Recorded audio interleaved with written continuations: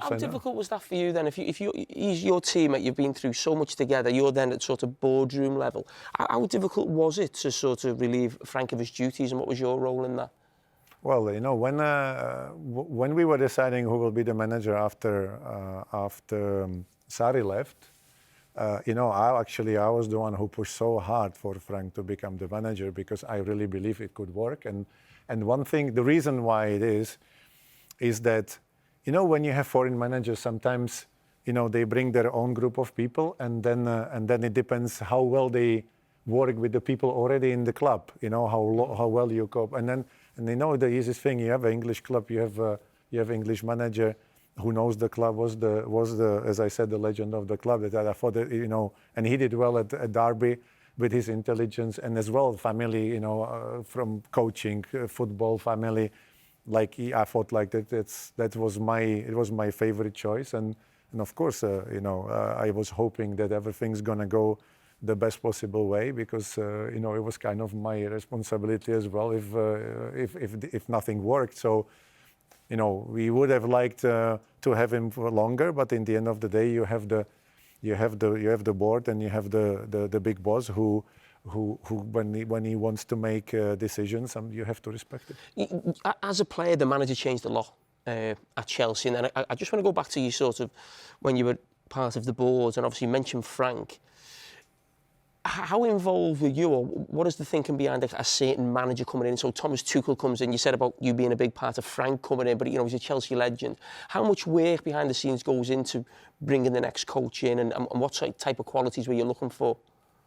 No, there is a huge work coming into that, because, as I said, you want someone who has the ability to obviously to coach, to fit with the philosophy of the club, to fit in terms of the style and the players you have, because you build the team a certain way, and then the manager changes, and obviously he wants probably to make too many changes, and then if nothing works, then that manager goes, and then you suddenly bring 6, 7, 8 players, and the third manager comes and never wants them. So you don't want to end up in a situation like that. So I think the most important part is that the process of bringing players, the manager is involved, everybody is involved, but the club is involved too. It's like two-way. When you agree on everything, then you go, okay, we all agree that this is the best solution for everybody. Let's do that. And so we always try to do that, and that's why every manager was always actively involved in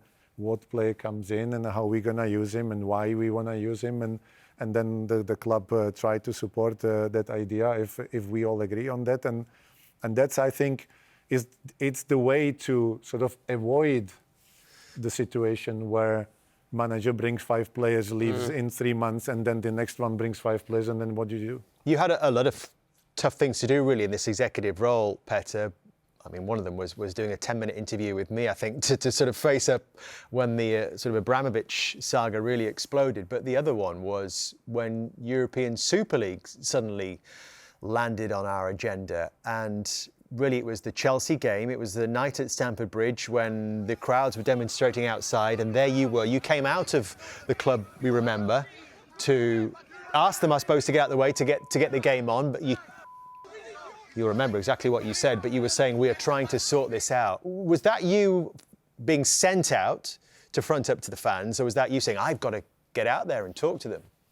No, I was not sent. I did it. I just felt it was the right thing to do. So I just took literally put my head under the guillotine, because, you know, if nobody agreed with me, then I think it would have been a problem for me. But at the end of the day, you know, I felt it was the right thing to do. So I took, you know, the responsibility to do that and did it. I think the police guys who were walking with me, they were not at all happy because they didn't know what it's gonna cost. But in the end, I think, you know, the situation got sorted, everything calmed down, and then, you know, we moved on, and that's it. Were you aware of the Super League going on? Talks with the board and where it was going. So when it broke, it was a huge story. We all reacted to it. We see you there. But before that, are you having discussions at the club? Are you deciding whether this is the right thing to do? Are you part of those discussions with the Super League? No, because I think I don't know how long the discussion were, but I think I think it kind of caught everybody by surprise, and I think that's why it went to the direction it went. But as I said, I had prior to that I didn't have any information about if anything like that is prepared or not. You've been there a long time, Petr. You were a star player for the football club. You won league titles there. You had this amazing chance to work as an executive at the football club for the previous regime, and then the new regime, Todd Boehly and his team, wanted to keep you on, and you were there for a while.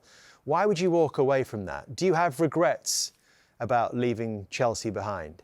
I miss my work, but I don't have regrets because I believe that, you know, when you make such a significant change, you know, you sort of think that I was too worried that I would be always comparing to what's been done to what might happen in the future, and that was something. You don't, you know, I believe that you should always work in the best possible way, and the people who get to, you know, to run the club, they should have around people. They really go all the same direction, and I sort of, you know, I had that gut feeling that it might not be I'm not in the right position.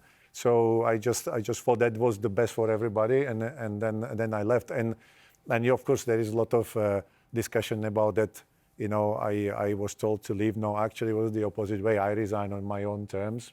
And although I always had really respectful discussions with Todd Boehly and Bedard Ekbali, who is working closely with Todd, and in the end, you know, I told them at the end of the season, I said, you know, the season's being prepared, so it would be, I think, the best way you have a person who will continue, because I decided that it's not going to be me.